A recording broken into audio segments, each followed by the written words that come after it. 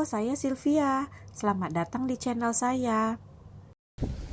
Hari ini saya ingin mengajak Anda berdoa untuk orang-orang yang Tuhan tempatkan dalam kehidupan Anda. Mungkin Anda punya keluarga, sahabat, teman kuliah, atau rekan kerja yang belum mengenal Tuhan.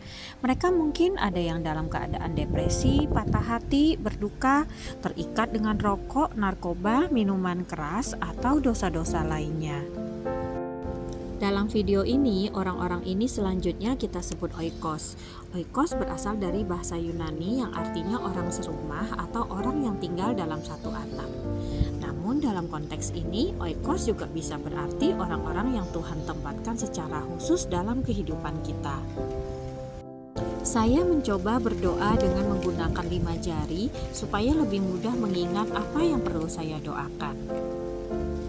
Yang pertama, jempol. Jempol artinya bagus, menggambarkan oikos kita berharga di mata Tuhan. Yesaya 43 ayat 4a berkata, "Oleh karena engkau berharga di mataku dan mulia, dan aku ini mengasihi engkau." Kita tahu ya, barang berharga seperti emas atau permata itu sangat sulit didapatkan dan harganya pun sangat mahal. Demikian juga setiap jiwa manusia itu berharga di mata Tuhan. Alkitab mengajarkan kita tidak ditebus dengan emas atau perak, tapi dengan darah yang mahal, yaitu pengorbanan Yesus Kristus di kayu salib. Jadi hal pertama yang perlu kita ingat ketika kita mendoakan oikos kita adalah bahwa dia sangat berharga di mata Tuhan. Yang kedua, jari telunjuk. Kita usir kuasa gelap yang mengikat kehidupan orang-orang yang kita doakan.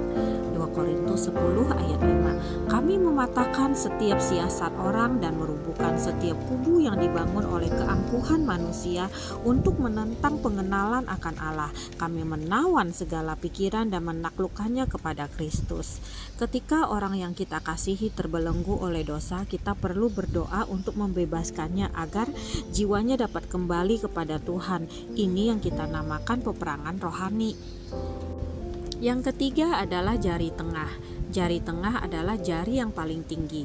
Kita berdoa supaya Allah Roh Kudus menjamah hati oikos dan membuat dia insaf dari dosa-dosanya.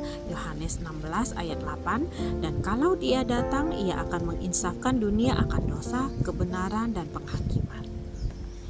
Biasanya orang-orang yang menikah memakai cincin pernikahannya di jari manis yang melambangkan ikatan cinta kasih. Jari manis mengingatkan kita supaya kita berdoa supaya oikos kita menyadari bahwa dirinya butuh kasih Tuhan. Banyak orang mengira kasih Tuhan itu bersyarat. Jadi Tuhan hanya mengasihi orang-orang yang baik, yang saleh, taat beragama, atau rajin beramal. Tapi sebenarnya kasih Tuhan itu tidak bersyarat. Roma 5 ayat 8. Akan tetapi Allah menunjukkan kasih-Nya kepada kita oleh karena Kristus telah mati untuk kita ketika kita masih berdosa. Teman-teman, kita bisa doakan supaya oikos kita disentuh oleh kasih Kristus yang tidak bersyarat, sehingga bisa mengalami pertobatan.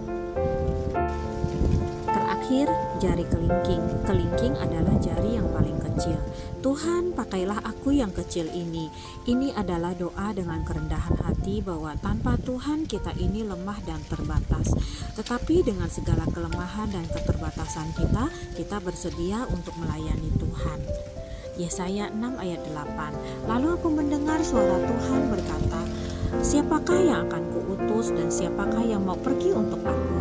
Maka sahutku, "Ini aku, utuslah aku." Demikianlah doa 5 jari yang saya praktekkan. Tentunya ada banyak cara lain untuk berdoa untuk orang-orang yang kita sayangi. Bagaimana menurut teman-teman? Apakah ada yang ingin sharing mengenai cara kalian berdoa? Terima kasih, sampai jumpa di video berikutnya.